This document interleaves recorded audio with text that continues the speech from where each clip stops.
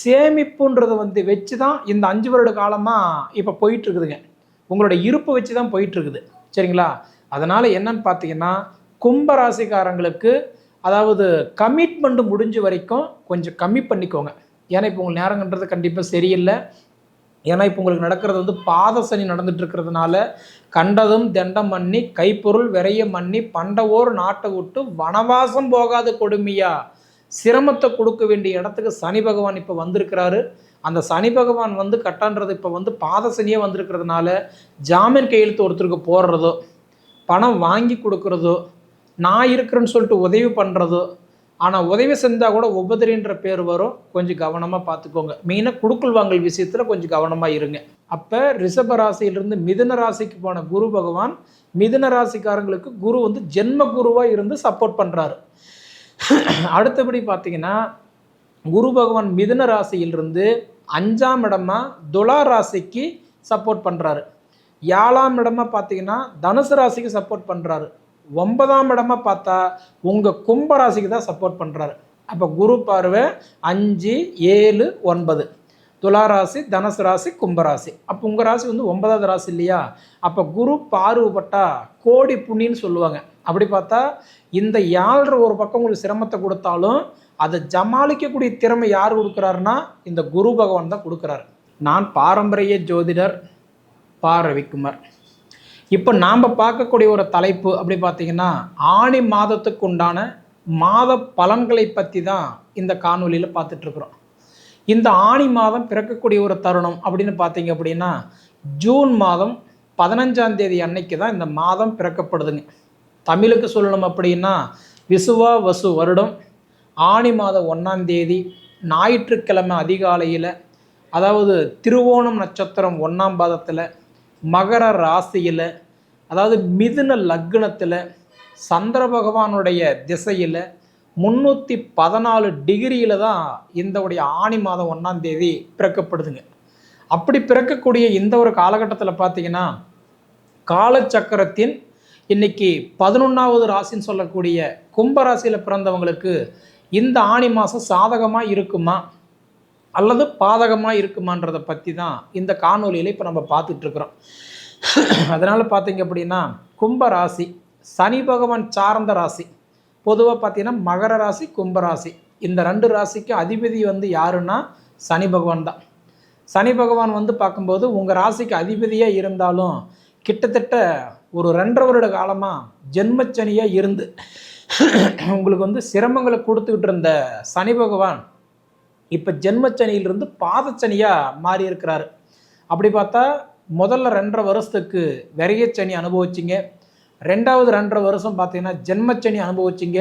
அடுத்தது இன்னும் 2.5 வருஷத்துக்கு பார்த்தீங்கன்னா பாதச்சனி இருக்கிறதுனால எதிர்பார்ப்பு கம்மி பண்ணிக்கோங்க. சரிங்களா? அதாவது விரலுக்கு தகுந்த வீக்கத்தோடு வச்சுக்கோங்க. நம்மளோட கமிட்மெண்ட் கம்மி பண்ணிக்கிட்டிங்கன்னா கண்டிப்பாக நமக்கு பயம் இருக்காது. இல்லை இன்றைக்கி மாதம் 1 லட்ச ரூபா சம்பாரிச்சிட்டோம், இதே நமக்கு கண்டினியூவாக போகும் அப்படின்னு சொல்லி அதே நம்ம அதாவது ஒரு கமிட்மெண்ட்டாக வச்சுக்கிட்டோம் அப்படின்னா அந்த ஒரு மாதம் போகும். மீதி இருக்கிற மாதத்தில் கடன் வாங்கி கட்டக்கூடிய சூழ்நிலையில் வந்துடும். என்ன அப்படின்னா, கடன் வாங்கி சீட்டு கட்டுறோம், நம்ம சேஃப்டி பண்ணுறோம், அதுக்கப்புறம் சேஃப்டி எடுத்து கடன் பட்டு நம்ம இதோடைய கமிட்மெண்ட்டை கம்ப்ளீட் பண்ணுறோம். இந்த மாதிரி பார்த்தா எலி தூக்கி போனதுக்கு எலி மேலே இந்த மாதிரியே பார்த்தீங்க அப்படின்னா ஒரு 5 வருட காலமாகவே உங்கள் வாழ்க்கை போயிட்டுருக்குது. குறிப்பாக சொல்லணும் அப்படின்னா சேமிப்புன்றது வச்சு தான் இந்த 5 வருட காலமாக இப்போ போயிட்டுருக்குதுங்க. உங்களோட இருப்பு வச்சு தான் போயிட்டுருக்குது. சரிங்களா? அதனால் என்னன்னு பார்த்தீங்கன்னா, கும்ப ராசிக்காரங்களுக்கு அதாவது கமிட்மெண்ட் முடிஞ்ச வரைக்கும் கொஞ்சம் கம்மி பண்ணிக்கோங்க. ஏன்னா இப்போ உங்கள் நேரங்கன்றது கண்டிப்பாக சரியில்லை. ஏன்னா இப்போ உங்களுக்கு நடக்கிறது பாத சனி நடந்துட்டு இருக்கிறதுனால கண்டதும் தண்டம் பண்ணி கைப்பொருள் விரைய பண்ணி பண்டவோர் நாட்டை விட்டு வனவாசம் போகாத கொடுமையா சிரமத்தை கொடுக்க வேண்டிய இடத்துக்கு சனி பகவான் இப்போ வந்திருக்கிறாரு. அந்த சனி பகவான் கட்டான்றது இப்போ பாத சனியே வந்திருக்கிறதுனால ஜாமீன் கையெழுத்து ஒருத்தருக்கு போடுறதோ, பணம் வாங்கி கொடுக்குறதோ, நான் இருக்கிறேன்னு சொல்லிட்டு உதவி பண்ணுறதோ, ஆனால் உதவி செஞ்சால் கூட உபதிரின்ற பேர் வரும். கொஞ்சம் கவனமாக பார்த்துக்கோங்க. மெயினாக குடுக்கல் வாங்கல் விஷயத்தில் கொஞ்சம் கவனமாக இருங்க. சரிங்களா? இப்படி இருக்கக்கூடிய காலகட்டத்தில் பார்த்தீங்க அப்படின்னா 100% இந்த சனி பயிற்சியாகப்பட்டது இன்னும் 2.5 வருடத்துக்கு உங்களுக்கு பெருசாக ஒரு நல்லது கொடுக்க மாட்டார். அதுக்கு நாம் என்ன பண்ணணும், கடன் உடனே வாங்கியாவது சுபகரியம் பண்ணிட்டீங்கன்னா அதை தலைக்கு வர்றது தலைப்பாக்கூட போகும். அதை விட உங்களுக்கு டைம் கிடைக்கும்போது திருநள்ளாறு போயிட்டு வாங்க, கண்டிப்பாக உங்களுக்கு திருப்பம் நடக்கும். சரிங்களா? ஏன்னா சனி பகவான் ஆகப்பட்டது பயிற்சி பெருசாக உங்களுக்கு ஒரு மாற்றத்தை கொடுக்கல. ஒன்று, சனி பகவான் உங்கள் ராசிக்கு இப்போ 2ஆம் இடத்துல இருக்கிறாரு, குடும்பஸ்தானத்திலே இருக்கிறாரு. அதனால் கொஞ்சம் இந்த உடல் உபாதிகள், மருந்து மாத்திரைகள், தேவையில்லாத இந்த மாதிரி எலும்பு தேய்மானம், நரம்புக்கு சம்மந்தப்பட்ட பிரச்சனை, கண் பார்வைக்கு சம்மந்தப்பட்ட பிரச்சனை, இந்த மாதிரி ஸ்கின் அலர்ஜி, இந்த மாதிரி தொந்தரவுகள் வருமுன் காப்போம்ன்ற மாதிரி வரதுக்கு முன்னாடியே கொஞ்சம் பார்த்துக்கோங்க.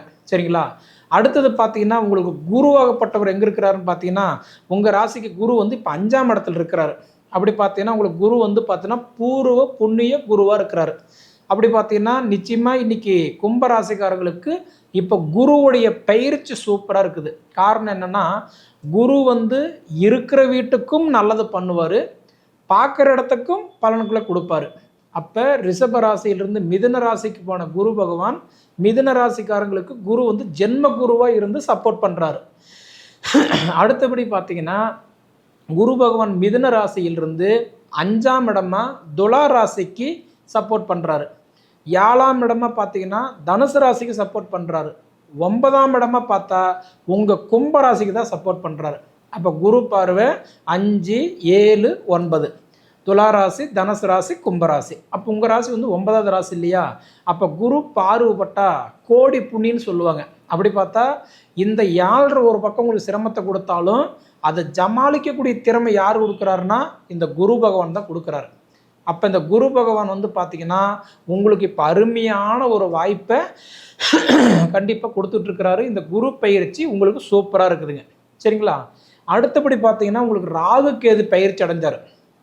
அதாவதுன்றது இன்றைக்கி மீன ராசியில் இருந்த ராகு பகவான் கும்பராசிக்கும், கன்னி ராசியில் இருந்த கேது பகவான் பார்த்தீங்கன்னா சிம்ம ராசிக்கும் இப்போ பயிற்சியாகி போயிட்டார். அப்படி போயிட்டாருன்னா இப்போ உங்களுக்கு ஜென்ம ராகுவாக இருக்கிறார். பொதுவாக பார்த்தீங்கன்னா ஜென்மத்தில் வந்த கிரகம் செருப்பல் அடித்தாலும் போகாது. ஏன்னா ஜென்ம ராகு என்ன பண்ணுவார்னா நம்மளை மன உளைச்சலுக்கு ஆளாக்கி விடுவார். அதுவும் குறிப்பாக ராகு பூர்வீகத்தை சார்ந்த கிரகம். இப்போ அப்பா சொத்து பிரிக்க முடியுமா, அம்மா வகையில் ஏதாவது பணம் வருமா, என் பொண்டாட்டி வகையில் ஏதாவது வருமானம் வருமா, காசு பணம் வருமா, சொத்து கிடைக்குமா, இந்த மாதிரி விஷயம் எதிர்பார்க்குற மாதிரி இருந்தால் இப்போ இது சாதகமான நேரம் இல்லை. ஏன்னா ஜென்மராகு வந்தக்கூடிய நேர காலத்தில் எப்படின்னா நம்மளுடைய இருப்பு போகாமல் வச்சுக்கிறதே உங்களுக்கு ஒரு வெற்றி தான். சரிங்களா? அப்போ ராகு பகவான் உங்கள் ஜென்மத்தில் இருக்கிறது உங்களுக்கு நல்லா இல்லை. ஏன்னா கும்பத்தில் தான் இப்போ ராகு பகவான் உங்கள் ராசியில் தான் உட்காந்துருக்கிறார். கிட்டத்தட்ட 2026வது வருஷம் டிசம்பர் மாதம் வரைக்கும் பார்த்தீங்க அப்படின்னா ராகு பகவான் உங்கள் ராசியில் உட்காந்த காலம் கண்டிப்பாக நல்லா இல்லை. அதனால் ஜென்ம ராகுவாக இருக்கிறாரு, கொஞ்சம் கவனமாக இருங்க. சரிங்களா? அடுத்தது பார்த்தீங்கன்னா உங்களுக்கு கேது பகவான் கலஸ்திர கேதுவாக வந்திருக்கிறாரு. கலஸ்திர கேதுன்னா மாங்கல்யத்தை கூட தடைப்படுத்தக்கூடிய இடத்துக்கு வந்துட்டார். ஏன்னா கேது பகவான் கன்னி ராசியிலிருந்து இப்போ சிம்ம ராசிக்கு போயிட்டார். கலஸ்திர கேதுவாக வந்திருக்கிறாரு. அதனால் அதாவது நம்ம ஒரு கமிட்மெண்ட்டில் இருக்கிறோம், நம்ம நேரம் அவங்களுக்கு நல்லா இருக்குது, ஆனால் அவங்க நேரம் நமக்கு நல்லா இல்லை. சரிங்களா? உங்களோட வளர்ச்சி எப்படி இருக்குதுன்னு கேட்டிங்கன்னா பழக்கம் இல்லாத பாதையில் பயணம் பண்ணுற மாதிரி. பழக்கப்பட்ட பாதையில் பயணம் பண்ணணும்னா ஈஸியாக போயிட்டு சாதாரணமாக வந்துடலாம். பழக்கமில்லாத பாதையில் பயணம் பண்ணும்போது அந்த உடைய பாதை கொஞ்சம் கரடு முரடமாக தான் இருக்கும், குண்டு குழியுமாக இருக்கும், கொஞ்சம் டைம் ஆகும் இல்லையா? அதுபோல் உங்களுக்கு இப்போ பழக்கப்பட்ட பாதையில் பயணம் பண்ணக்கூடிய அளவுக்கு உங்கள் நேரம் இல்லை. பழக்கமில்லாத பாதையில் பயணம் பண்ணுற மாதிரி கொஞ்சம் பொறுமையாக தான் நீங்கள் இருந்தாகணும். நான் அது குறிப்பாக சொல்லணும்னா குடுக்குள் வாங்கல கவனமாக இருக்கணும், ஹெல்த்து நல்லபடியாக பார்த்துக்கணும். ஒரு சின்ன பிரச்சனைனா கூட பேசி தீர்த்துக்கிறது நல்லது. மெயினாக நம்ம விரலுக்கு தகுந்த வீக்கத்தோடு வச்சுக்கிறது இந்த கும்பராசிக்காரங்களுக்கு நல்லது. இன்னொரு 2.5 வருட காலத்துக்கு சனி பயிற்சி நல்லா இல்லை, 2வது பார்த்தோன்னா ராகு பயிற்சி அறவே நல்லா இல்லை. அப்போ உங்களுக்கு நல்லா இருக்கிற பயிற்சி இந்த குரு பயிற்சி மட்டும்தான். சரிங்களா? இப்படி இருக்கக்கூடிய காலகட்டத்தில் பார்த்தீங்கன்னா உங்களுக்கு 5ஆம் இடத்துல குரு இருக்கிறது மட்டும் இல்லை, அதாவது பார்த்தீங்க அப்படின்னா உங்களுக்கு சூரிய பகவானும் இருக்கிறாரு. மாத கிரகம் சொல்லக்கூடிய சூரிய பகவான் உட்காந்துருக்கிறாரு.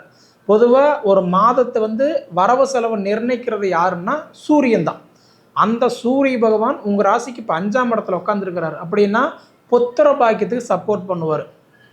குழந்தை பாக்கியம் இல்லாதவங்களுக்கு நல்ல ஒரு புத்திர பாக்கியத்தை கொடுக்குறாரு. சரிங்களா? பூர்வ புண்ணியத்தில் ஏற்பட்ட சங்கடங்கள் கண்டிப்பாக சரியாகும். அந்த மாதிரி இருக்கிறதுனால நமக்கு செலவானாலும் முதலீடு மிச்சமாக இருக்கிற மாதிரி ஒன்று செஞ்சுக்கோங்க.